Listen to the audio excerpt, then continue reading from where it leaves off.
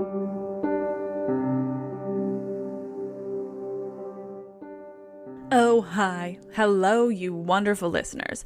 This is Let's Talk About Myths, baby. And I'm your host, and every other title imaginable, Liv. Well, we're continuing on with our regularly scheduled programming. I did want to say, though, that I am still planning on doing something special for Pride. It's just going to come out, well, at some random point during the year that isn't directly connected to Pride, but such is life, my friends. I'm doing the best I can these days. The best is still very, very tired and overwhelmed by the sheer volume of stuff I have to do in a given week, day, month, anyway. A reminder about the Q&A episode later this month, marking the podcast's 3-year anniversary. Please send in your questions via email, mythsbaby@gmail.com, so that I actually see them, because I'm sorry I love you all, but my Instagram DMs are completely unmanageable. And I'll try to answer your questions in the episode and sign your name if you want credit too. And with that, we're continuing on with Theseus. Kind of. Where did we last leave the story? Well, last week, that man, the Greeks called a hero, finally reached the point in the story that he's most famous for. He defeated the Minotaur in the labyrinth in Knossos with the vital help of our girl, Ariadne. Oh, how important she was to Theseus's success and his not dying at all. Couldn't have done it without her. Owes her everything. So what did Theseus do to thank Ariadne? The young woman who simply wanted to leave her home in Knossos, where things were pretty weird with her family and she wasn't feeling particularly fulfilled. The woman Theseus told he loved her, that he would be with her always. Well, obviously, when they stopped for a night on the empty island of Naxos, he left her behind, completely abandoned her alone on an island while she was sleeping. And then, of course, he continued on home, where he proved himself to be an even bigger shithead. He left on the black sails of his ship, forgetting the promise he had made to his father, who saw the black sails, assumed Theseus had died in the labyrinth, and killed himself. Theseus is truly human garbage. But we're going to leave that human garbage behind for an episode, instead focusing a bit on the woman he abandoned on an island and a bit more on who she encounters. Because even though it was really horrible in the moment, the abandonment definitely led to bigger and better things for our girl, Ariadne. Today's episode is dedicated to Jen McMenemy of Ancient History Fangirl. This is episode 83, moving on up, Ariadne and the adventures of her god of wine, Dionysus. There are pirates! Now, as much as I want this episode to be exclusively about the relationship of Ariadne and Dionysus, it's not in the cards. Their relationship, while important, is lacking in detail. Instead, I will also regale you with the most magnificent story of Dionysus, a god who's seen a lot of shit in the most enjoyable way possible. Dionysus. You nerds probably don't need a refresher on who Dionysus is, but I don't believe I've talked about him enough, so I'm gonna give you one anyway. Dionysus is a fascinating god. He's youthful, unique, and often portrayed as gender fluid. I suspect he'd still use the he/him pronouns due to his status as a god and the somewhat binary way the Greeks understood such things, so I will too. But know that he lived a free lifestyle where he absolutely got to live his best life, let his queer flag fly, and had a lot of fun with his gender expression. He was clearly one of the best gods. Certainly one of the most progressive. Dionysus was born of the mortal woman Semele.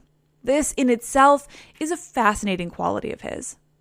I covered the story so briefly in one of my earliest episodes on the women ruined by Zeus. One day, though, I do intend to go into more detail on the women affected, for good or bad, by the gods. Semele was the daughter of Cadmus and Harmonia, my favorite mythological couple, and so she has a special place in my heart. She, it seems likely, actually loved Zeus and had sex with him quite consensually. She was, however, still absolutely destroyed by her association with him. TLDR, Hera found out about their affair and sought to punish Semele. She appeared to her in disguise as an elderly woman. That woman convinced Semele that it likely wasn't actually the god Zeus who so recently impregnated her in one of their late-night visits, that it was actually just probably a man who'd found himself more successful with women if he told them he was a god. Gross. Semele so believed this woman that she insisted Zeus appear to her in the same form that he appeared to his wife when they were together. She wanted proof she wasn't being lied to. Zeus apparently couldn't bring himself to lie to the poor woman or simply tell her no, and so he did appear to her just as he does to his wife. He appeared to Semele in his full godly form, lightning and everything, and she was hit by a lightning bolt. Semele died, but Zeus was able to save their baby from the same fate. He removed the baby Dionysus from his mother and sewed him into his own thigh, where Dionysus was able to fully gestate and was later born to Zeus. This sometimes puts Dionysus under the category of children born to Zeus and Zeus alone, the same nonsense sometimes placed upon Athena. Of course, both god children absolutely had mothers who contributed at least half to their existence and awesomeness. Zeus just killed both of them and so took all the credit. In truth, Dionysus is absolutely the child of the king of the gods and a mortal woman of Thebes. Semele's mother was a goddess, Harmonia, but she was a goddess who lived as a human, and it doesn't appear that any divinity was passed down to her children. This makes Dionysus the one and only Olympian with a mortal parent, and one of the only major gods with the same. Dionysus is also ancient. Far more ancient than most of the gods in the ancient Greek pantheon. His name is found in writing as far back as Linear A and Linear B tablets. Simultaneously, it was believed in the mythology that Dionysus was a new god, a god who appeared from the east, bringing with him odd habits and traditions. This was how they framed his maenads, his bacchants, and their bacchanalias. Some of the Greeks wanted to believe that such madness, such drunken revelry and violence mustn't have come from their own world. Instead, it must have been something that was imported from elsewhere. Xenophobia. In truth, it's a little of both. Dionysus is from the east, and Dionysus is very ancient on the Greek mainland.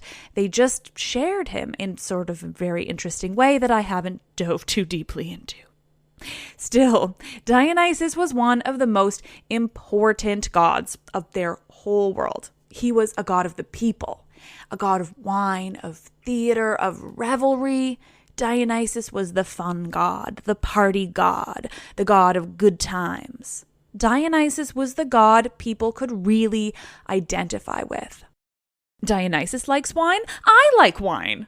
Dionysus likes theater. I like theater. We're two peas in a pod. This is how I personally see Dionysus, but it's also how the regular people of ancient Greeks would have seen him. He was, in essence, the best. Sure, there were more important gods when it came to who to worship and when. There were more important gods when it came to who to fear. But if we're talking overall appreciation, awesome gods of good times, we're talking Dionysus.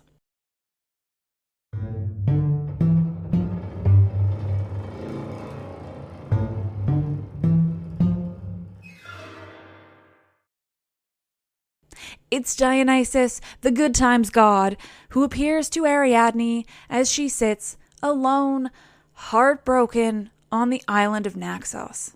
So recently abandoned by a man who'd pledged himself to her, who told her he would take her away with him to Athens, take her away from her crazy bull-obsessed family. And Dionysus appeared just in time, too, because Ariadne was considering the ways in which she could end her own suffering, there, alone on an island. According to other myths, she did exactly this. Some versions name her, her sister Phaedra, and her mother Pasiphae all as having hung themselves. It's horrifying and dark, and definitely not the preferable version of the story when the alternative is a badass, super sexy god showing up to sweep her off her feet. Dionysus appears to Ariadne on the island of Naxos, and we're told in most sources the pair fell in love right away. What a concept, right? actual romantic love in Greek mythology, be still my beating heart. Their romance is brief. Dionysus is a god, so what does he need to wait for? He loves a woman, she loves him back. There's no point to courtship, not in the stories of mythology. So they marry.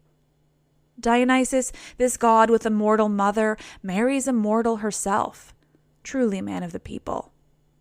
Dionysus' gift to his new wife, Ariadne, is a crown. He was making her a queen in her own right, and he would soon make her a goddess to his god. Eventually, that same crown was placed amongst the stars as the constellation Corona, a name with a little less beautiful of a connotation given the current climate. There's an amazing quote from Ovid's work, the Fasti, that is used on the Theoi website. The translator, they note, is named Boyle. Ariadne, quote, gave that ingrate the winding thread of the labyrinth and gladly swapped her perjured husband for Bacchus. Pleased with her marital fate, she asked, why did I sob like a country girl? His lies were my gain. An incredible way of describing what Theseus did, how Ariadne came out the better of them, and just how exciting it was. We have to love Ovid. What a guy. But before Dionysus met Ariadne and gave her the famous crown, before he made her a goddess and brought her to live with him on Mount Olympus among the Olympians themselves, before Ariadne left her home with Theseus, Dionysus had seen some things. He'd had an adventurous life, to say the absolute least.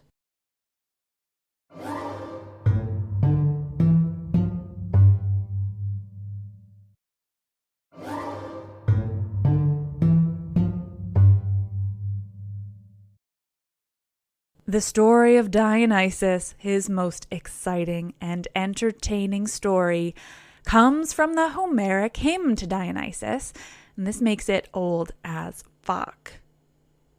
Earlier in Dionysus's life, though it's not clear how much earlier given the lack of any kind of chronology across Greek mythology, it's just before he met his wife, Ariadne, Dionysus was standing by the sea.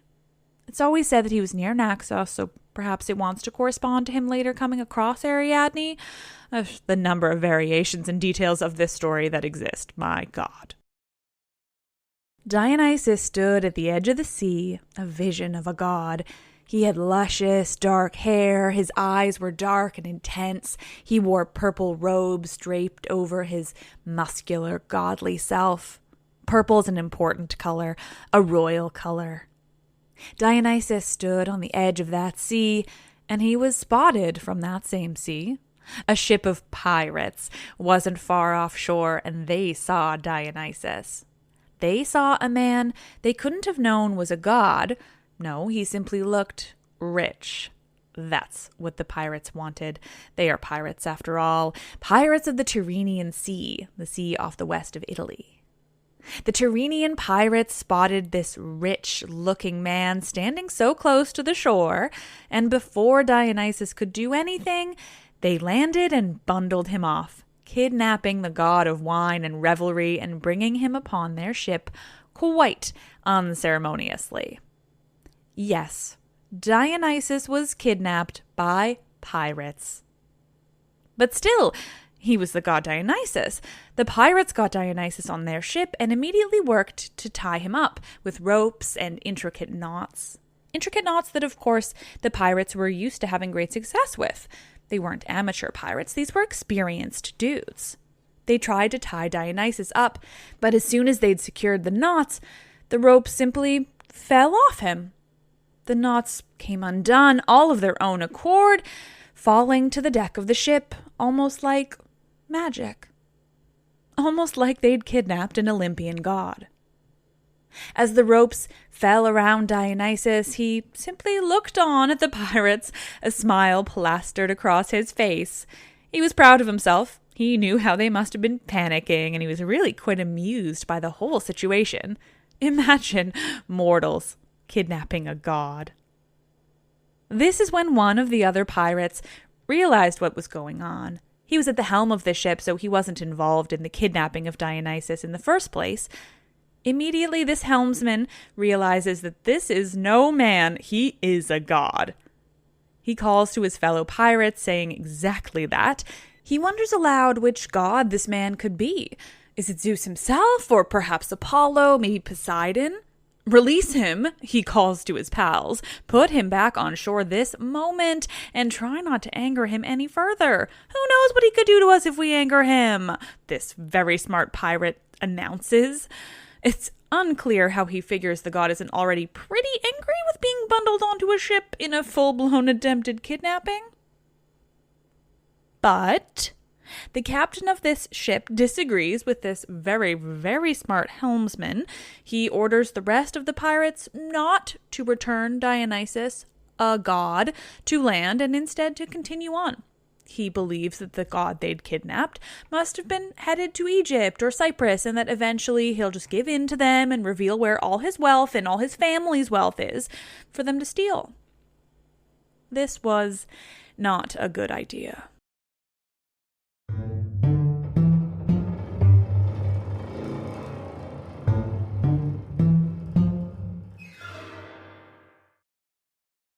So the pirates don't release Dionysus. They choose not to listen to this very smart man on board who clearly recognizes that they've kidnapped a god rather than a regular old wealthy human, eat the rich, and that it wasn't going to go particularly well for them. Instead, the captain orders that they hoist the sail and away they go. They head farther out to sea, farther away from the land they'd taken Dionysus from. It quickly fades into the distance. It's not long into their journey before very, very odd happenings begin to occur on the ship. It doesn't begin subtly either. Deep red wine begins to run through the deck of the ship, appearing out of nowhere and inundating the men. The smell is intoxicating. Literally. The men are, not surprisingly, taken aback by what's occurring on the ship. It really is like magic. Next, vines sprout from the ship's deck and begin winding quickly around the masts and the rest of the ship, growing at, once again, an almost magical speed. Flowers sprout from the leafy, bright green vines and then deep red berries. Finally, this is when the captain determines that, okay, maybe the helmsman was right and they shouldn't have kidnapped this god. He orders the ship to turn around and head back toward the shore before the god can do anything more to the pirates or their ship. But it's too late. Dionysus is angry. He transforms himself into a lion right there on the deck of the ship, and at the opposite end, he creates a bear from thin air. A bear. The men run from the bear, not knowing there's a lion at the other end. They all run to the helmsman, who was feeling pretty proud of himself for his original decision-making, even if they hadn't listened and even if he too was being threatened by, well, a bear and a lion on board a ship in the middle of the sea. Dionysus, as a lion, springs upon the captain as the men gather round this helmsman. The rest of them see this and they know they have only one option. They leap overboard, each one of them jumping into the sea. A far less horrific fate than being devoured by a lion or a bear on your own ship. Once they hit the water, Dionysus transforms them into dolphins and forever takes them on as his own symbols. The helmsman, though, didn't have the chance to jump overboard. But it's okay, because Dionysus recognizes him as the one who made the right call in the first place, even if he wasn't listened to. Dionysus announces to the helmsman, presumably now back in a human shape and not as a talking lion, that he needn't worry, that the god will take pity on him and allow him to live. Then, Dionysus, in all his glory with his luscious locks and berries in his hair, announces himself telling the man that he is none other than the god Dionysus, the god of wine, of theater, of revelry, of partying, the son of Zeus and Semele, the grandson of the hero Cadmus and the goddess Harmonia. He stands before this helmsman in all his godliness, his impressive badassery. It's really very breathtaking. That was all according to the Homeric hymn to Dionysus, but there are some interesting and fun variations on the story. Apollodorus, for instance, says that Dionysus in fact hired the pirates to take him from Naxos to Icaria, but that they'd betrayed him and tried to continue on to Asia, intent on kidnapping him for his wealth. This, Apollodorus says, is when he begins to transform the ship. Other sources note that the pirates actually took issue with Dionysus's effeminate presentation, and that is partially why they may have taken him. I like to imagine they learned their lesson there. Yet another entertaining alternative is found in Hyginus's work on astronomy and the constellations. That version has the pirates bringing Dionysus to Naxos as a child and once more preparing to take him off course and kidnap him. Dionysus knows their intention and distracts them by singing.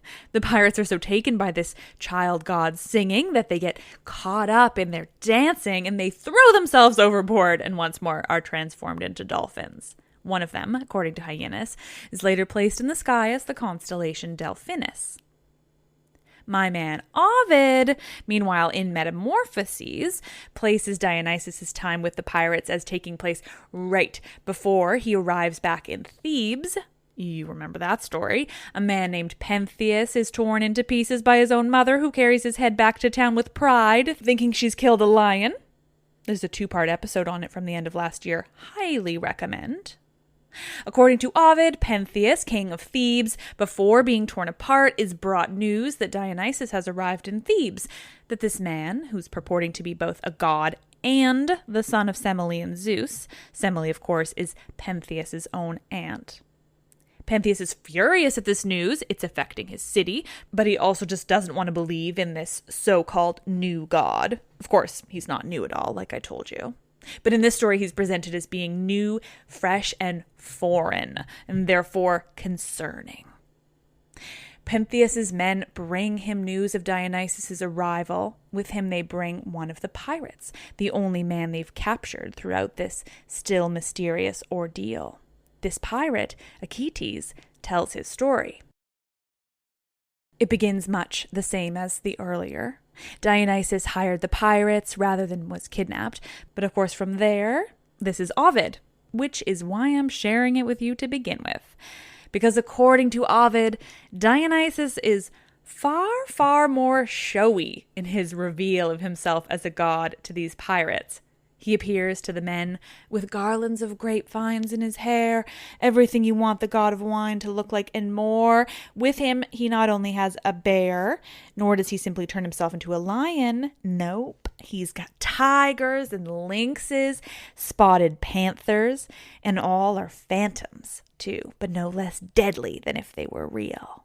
Simply easier for a god to bring along for the ride or spring upon those who try to cheat him. He accuses the pirates of not bringing him where he paid them to go. The shore we approach is not the shore I asked for, he says calmly and clearly before transforming himself into a god and bringing forth his big cat army. This is when Dionysus begins to transform all of the men on the ship, all but one, that is, into dolphins, and they leap from the ship and into the sea. The one man left, this man, Achates, who's telling Pentheus this story, he says, not to worry, to the one man left, this man, Achates, who's telling Pentheus the story to begin with, Dionysus says, not to worry that he's being saved. Dionysus instructs Achates to sail on to Naxos, as Dionysus paid the pirates to do. From there, Achates tells Pentheus and the other Thebans that he joined in on the Bacchic rites all of his own accord, that he became one of their group. This is how Pentheus is introduced to the idea of Dionysus, according to Ovid. It adds another level of intrigue and horror to the character who's arrived in Thebes unexpectedly. This stranger claiming all these relations to the city and its king, in addition to being a god of mania and drunkenness. Anyway, frankly, I didn't intend to go into this full-blown divergence into Ovid's interpretation, but he was a tiger king and had a big cat army, so in the end it had to be shared. Dionysus and the pirates, you guys. What a fucking story. And one that spanned generations. So for context, the Homeric hymn where this is first told and the version I told you in detail is from somewhere between the 7th and 4th centuries BCE, whereas Ovid and even later Roman era writers were also talking about these adventures with pirates. Fucking love it. But again, I digress. Dionysus's adventures aren't finished, but they are for another episode.